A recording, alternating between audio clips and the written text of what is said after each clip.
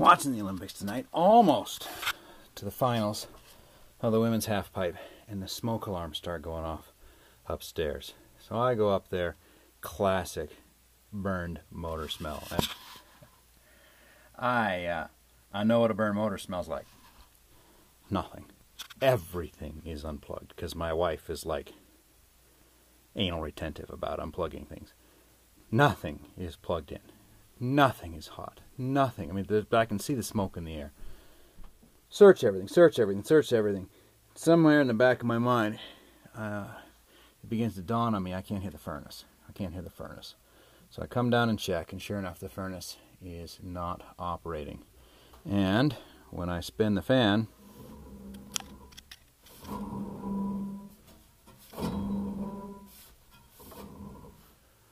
so now we're stuck attempting late at night to access it. And we all know what went wrong, right? My temporary bearing cap has failed. But I have this, which is, okay, that wire's been cut off. Well, that's not good. This is the same motor. Okay? It's the same motor as mine. It's another Dayton, but it has the long. There's something different. It's like a mounting issue. It's not the same on this one versus that one. So I guess my goal tonight is to pull this fan back out, getting good at it, get that motor out of it, find out what's wrong in there, and maybe I can maybe the windings are still good, and I can swap shells and replace all the guts and use the old motor shell and the new motor's end caps and shaft, and then I guess rattle Goodman's cage a little bit more. Somewhere I got records of when we bought it and put it in, and see if I can get a new fan motor. But for the moment, let's get this apart, get this back out. I'm getting good at it. Get this taken apart, get that fan out of the unit, and see if we can ascertain the level of damage. Alright, so this is definitely our culprit. She spins fine on end like this, but it's rubbing. It's rubbing. This is hot. So we had a thermal shutdown. Motor to motor, not identical. Front to rear. But maybe I can still swap end caps. This distance is greater than this distance. And when we look at this thing, we have the same.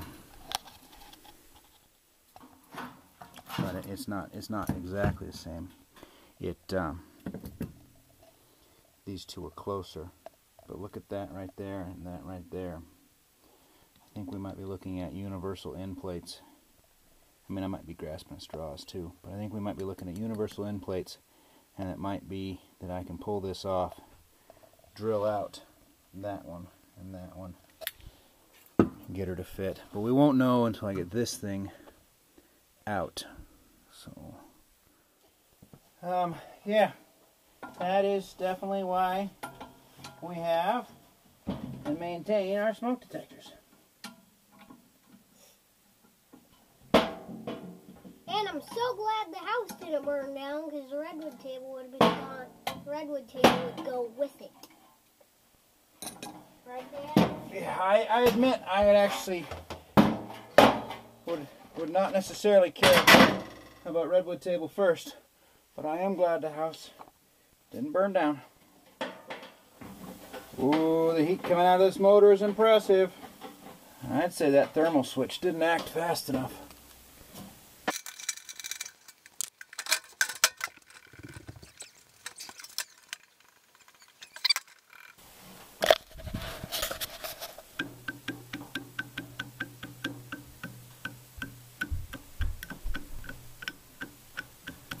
Alright, that's what's happened, is that end bearing has failed.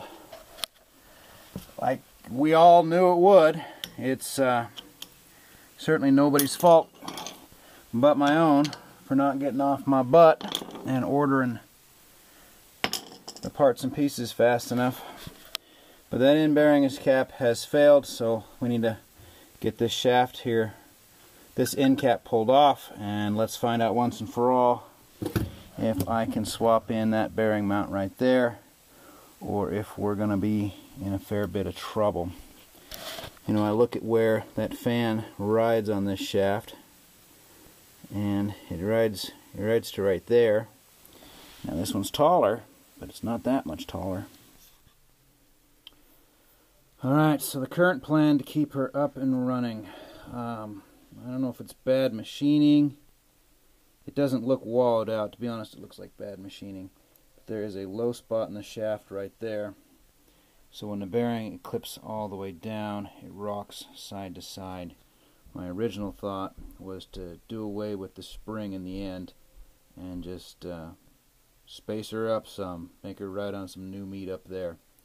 Instead of that, I'm thinking about some heavy 2-part epoxy down here and sliding the bearing into place over the top of this and then letting that harden. I have some 30-minute 10-ton stuff.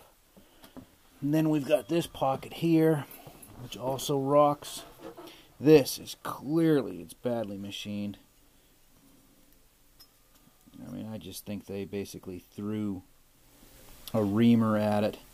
It only reamed here and there, so the reamer only hit in 2 spots really. And if you look close, you can see those chatter marks. At first I was like, holy crap, what's rubbing on this thing? Nuh-uh. That is the manufacturer over there on the other side of the pond threw the tooling at it. It chattered bzzz, and rattled around until he got it down in that hole far enough to set. So that bearing, which I should not be able to push in like that, it's got a bad case of the weeble wobbles. So if I just epoxy it in the bottom of the hole, just say to hell with it, get rid of the spring setup and bury it down there into the meat that's a little straighter. I could put, in fact, a spacer right here to take some of that out. Otherwise, what? The shaft will move in and out. I got quite a bit of room to, if I center the fan, even if she moves in and out a little bit, it'll survive. And this time when I say I'm going to replace it, I actually do mean it. So I think that's going to be our plan. I'm going to smear epoxy around the outside edge, drop that bearing down into place. I'm going to smear epoxy around this edge, and then I'm going to put the motor together. I'll stand it on its end and let it harden up for a while with that heat. It should harden up fairly quickly. I mean, in theory, that epoxy, they say wait 24 hours, but I haven't got that. Temperatures are dropping out there as we speak. There is a ice jam flood warning, although it doesn't include us up here. It's getting ugly out there, and we need this to chooch at least for 3 more days. So that's the current plan. This time I'll actually have to fix it. Alright, digging through my stuff, I found these 2 thin washers, which stack up there nicely and force the bearing higher out. And I think that I'm still within the range of adjustment from the spring washer set, which is, I don't know, I think that one there. So I still believe I'm in the range of adjustment. Obviously it should have a spring washer, but this thing does not have to scale a mountain or nothing. It's got to get us through this cold snap. Now, the issue is, can I get it tightened up? Okay, that is too tall. Let's pull this back apart and put just one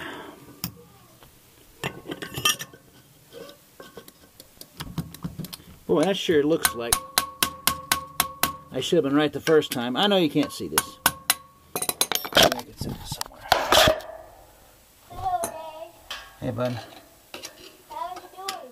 How you doing? Well, I gotta stack washers up until I get the right combination of washers to properly space out this fan motor. They normally do it with a spring, so it doesn't have to be perfect. Where are you gonna read? I already said I'm gonna read to you.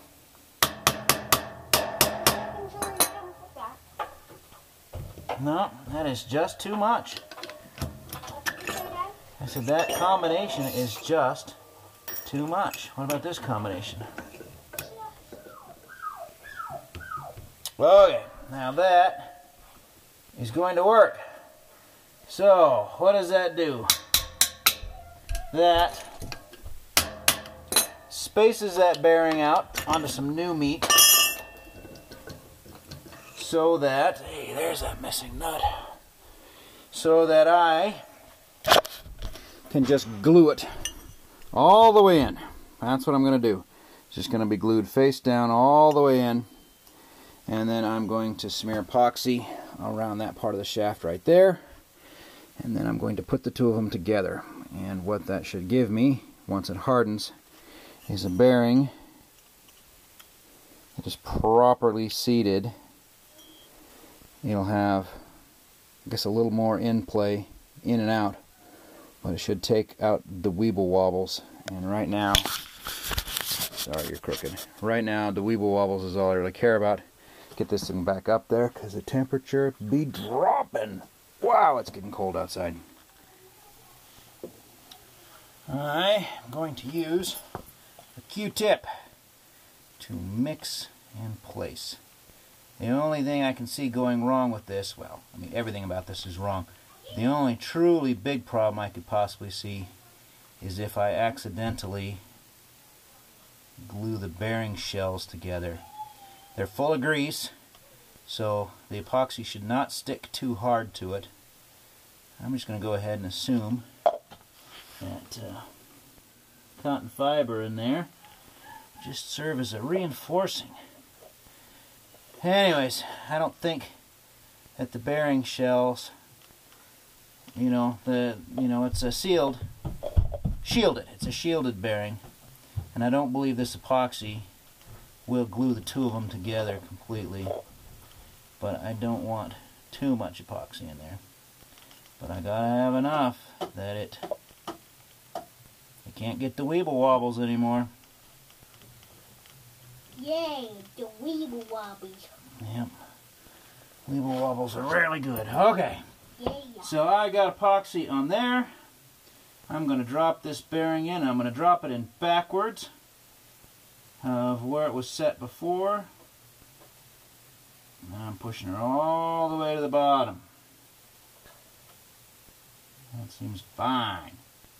And I'm going to push this down like that. And I'm going to clamp it. Dad, Yeah. these sequoia seeds, how are you going to even tell they're going to sprout? They're so small. Look at this. Look how tiny they are.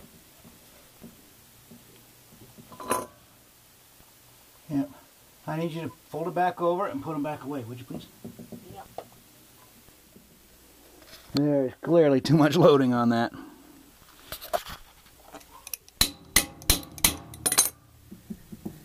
Hey, that helped.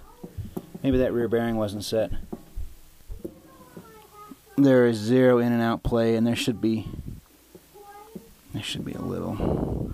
Nah, maybe there's a little. It's not rubbing on the housing, and that is pretty stiff. So the combination of either setting that bearing farther into the bearing cup, or the sticky epoxy already in there, but something has worked, transpired to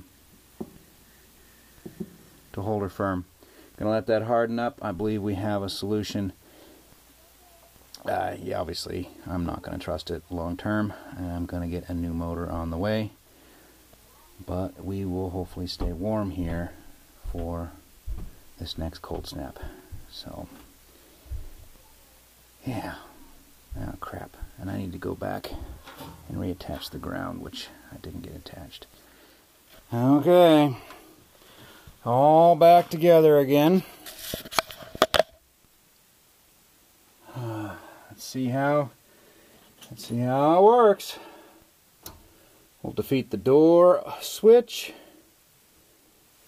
Boy, this thing's gonna try to light. Let's see.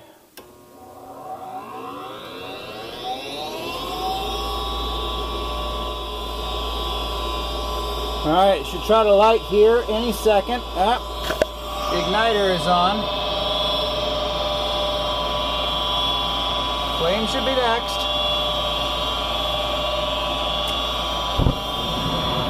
There's the flame. Now, the fan should start. Come on.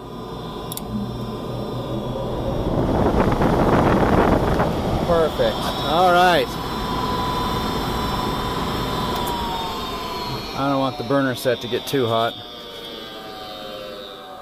There we go. She's pieced back together one more time. I need to get the model number and crap off this thing. Sure it's on the doors or whatnot. Or there. Or something. Anyways, I gotta get the model numbers off it before I close it up. But that should have us with heat through this storm set. And I'll be in here again soon. Doing what very, very arguably I should have done it quite a bit earlier. You know, once it started working with my original fix, I just sort of forgot about it. And it's entirely likely that this fix will be essentially permanent. But I'm going to order a motor anyways. You know, you just never seem to have these kind of furnace problems in July when it's convenient. Why couldn't it break down then?